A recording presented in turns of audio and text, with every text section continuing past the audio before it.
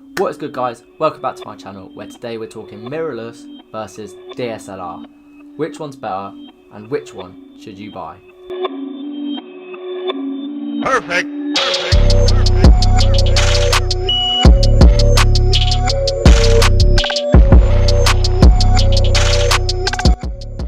So what is the main difference between mirrorless and DSLR? Well, essentially it's in the name mirrorless. In a DSLR body, there's a mirror system in this central compartment here. Essentially, when light travels through the lens and into the camera, it hits a mirror which is inside here, and then it shoots up the light up into the viewfinder so that you can see it with your eyes. When you take the actual photo, the mirror system flips up, revealing the shutter, and then the shutter flips up, revealing the sensor, which the light then hits. However, in a mirrorless system, the mirror is out of the equation and the light travels straight through the lens, through the shutter and directly onto the sensor. So one of the biggest differences visually is the size of the cameras. Because mirrorless cameras don't have to include the mirror system, that means that they're able to be a lot more compact and a lot smaller. Now this is maybe beneficial to you if you travel a lot with small bags, you want to keep your size low. If you just prefer smaller cameras, maybe you've got little hands, and many other reasons just for preferring a smaller camera. However, if you prefer to have a more sturdy body or something that you think will handle bigger lenses more, then you'll probably be more inclined to choose a DSLR camera. So that's really on personal taste if you prefer a bigger camera or a smaller camera. In terms of image quality, mirrorless and DSLR systems are pretty much the same in this day and age. They're both able to capture great images with great quality, and they all have similar amounts of noisiness, grain, and those sort of things, which are kept to a minimum. It used to be a fact that mirrorless cameras took less quality images because they had smaller sensors, but as technology has developed, this is no longer the case, and the two types of cameras are heavily equal. Now, one of the main benefits to having a mirrorless over a DSLR is the video shooting. Essentially, when you're shooting video on a mirrorless camera, it uses something called phase detection, and this allows for better quality video taking. However, on a DSLR, they can't use phase detection with the mirror on the mirror system up, so they have to use something called contrast detection, which leads to lower quality video. However, as technology has progressed, DSLRs have now started to integrate phase detection into their sensors in some of the higher end cameras. So although mirrorless has been the leader in this part of the field, DSLRs are catching up, and so there's not too much difference. But if you want to compare them side by side, the mirrorless does win on the video capturing. Another clear winning category for the mirrorless camera is shooting speeds. Because they don't have the whole mirrorless system integrated in the camera and having to lift up the mirror every time they take a shot, the mirrorless camera is able to take a lot more photos at quicker speeds. So with the exception of some high-end DSLRs, the mirrorless camera will almost always win on shooting speeds. So if you're wanting to take multiple photos in a short period of time, such as maybe fast-moving sports or maybe animals which are moving really fast, then a mirrorless camera would be more suited to that because you can capture more images in a shorter period of time. Another one of the main differences is the viewfinder options. In a DSLR, there's something called an optical viewfinder. Essentially what this is when you look through the viewfinder, what you're seeing is exactly what the image will be.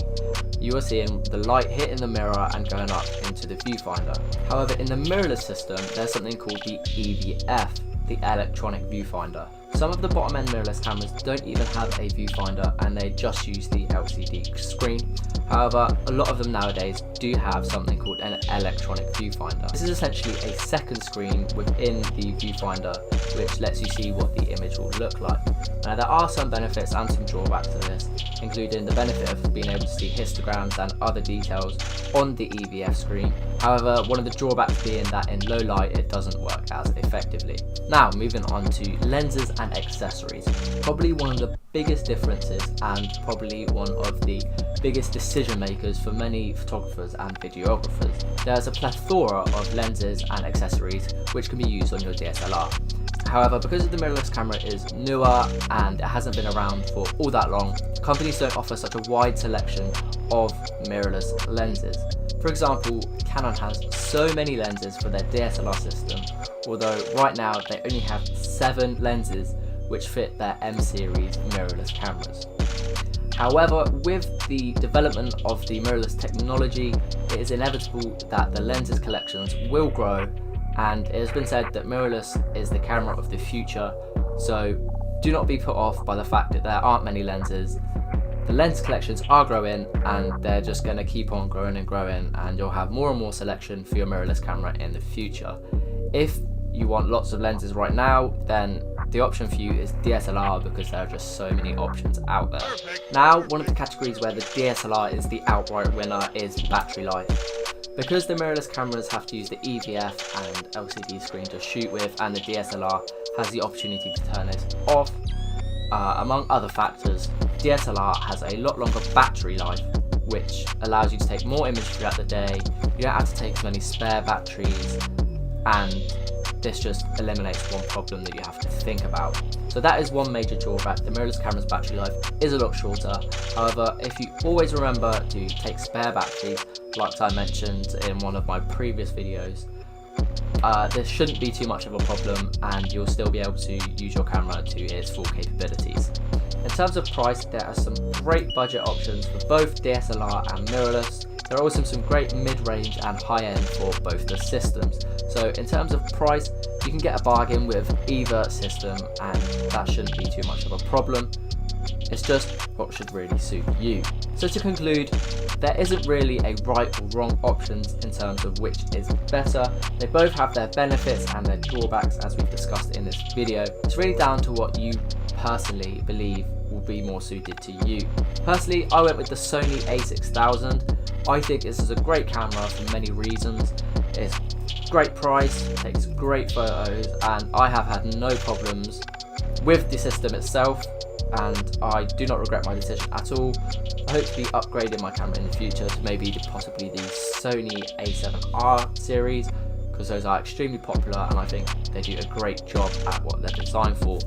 Ultimately, just go out, take great photos, take great videos, and just have some fun, be creative. Anyway guys, thank you for watching my video. I hope this has been helpful for you in choosing whether you want to choose a DSLR or mirrorless system. I've been Sam Moffat, thanks for tuning in. Don't forget to like and subscribe, and I'll catch you guys in the next one.